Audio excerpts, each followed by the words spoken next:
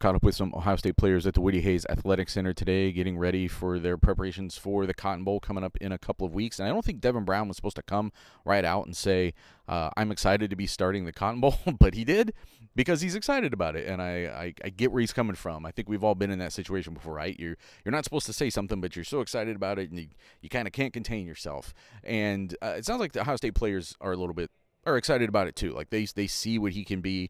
They've seen him do things in the past. Andrew, to hear this news, it's not exactly a surprise. He's the guy on the roster that is definitely best positioned to lead this team into a game that's being played in 3 weeks or whatever.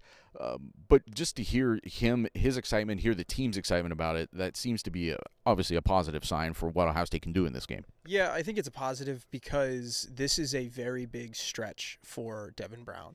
And Sonny Styles mentioned that, hey, this bowl prep was amazing for me last year. And players will talk about this lead up to the end of the season because you are going to have players who, are not playing or in the bowl game or whatever.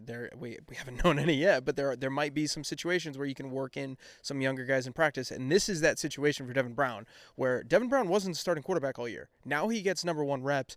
And this is a really important quarterback decision for not just Ryan Day, like this entire program. And this is I think what you could point to and say, this is a program-defining quarterback decision, whether it's going to be Devin Brown or not. So whether it's a portal guy or not. So I think with Devin Brown, this next stretch is going to be huge for him. And having his teammates kind of behind him, I think, is a big deal. Having Emeka play in the bowl game, having your offensive line come back in the bowl game, that's helpful because you want Devin Brown, if he is indeed going to be your starter in 2024, you want him feeling as good as possible going into spring practice because, again, I think a lot is riding on Devin Brown's shoulders. Fair or not, I think a lot of decisions, and I think a lot of fans are going to look at what happens at quarterback and kind of directly point that to the state of the Ohio State program. So this is a big couple of weeks for Devin Brown, and he's got to get better over these next couple of weeks because, again, he hasn't had number one reps in the entire season, and now he has to go play a team that went 10-2 and played Georgia pretty tough and is a pretty solid team.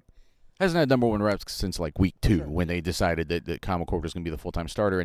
And yes, they're going to make some judgments. They're definitely going to make judgments about him because they haven't seen him play a full game at all this season. They saw him in brief periods, and they saw flashes of good things. They saw flashes that showed that maybe he wasn't quite ready yet. And, he was asked today, Ohio State, hey, what if they bring in a transfer quarterback? Like, those rumors are out there. And he's kind of like, bring it on. Like, he confirmed that's what the whole burn the boats thing was about. Like, Steven, how far do you think he can take his case if he goes down to Dallas and has a strong Cotton Bowl? Can he show Ohio State that it doesn't need to bring in another quarterback?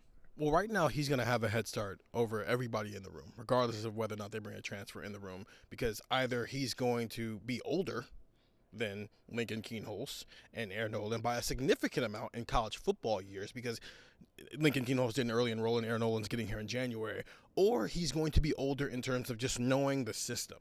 And there's going to be that transition that a transfer of that type of transfer would have to make. So he has a head start right now.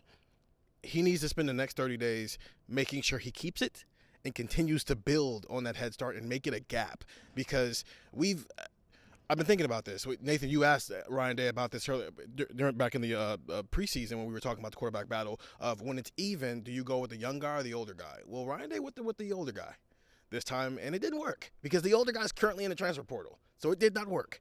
So if it's even again, does Ryan Day make the same decision, or does he go with the younger guy, regardless if it's young by years in terms of age or years in terms of experience within the system? So I do think that Devin Brown has a chance to establish a gap here, and it might close, and it might get wider or close a little bit over the next 9 months here, but he can establish something here, especially since they have their full array of weapons, and Missouri is a top 10 team. We're going to talk a lot more about this on Buckeye Talk. Get that wherever you can find podcasts, and get our text 614-350-3315. Anytime we get intel about this team, what's happening in preparations for the Cotton Bowl, what's happening with signing day, all that stuff, we'll be coming to you from cleveland.com.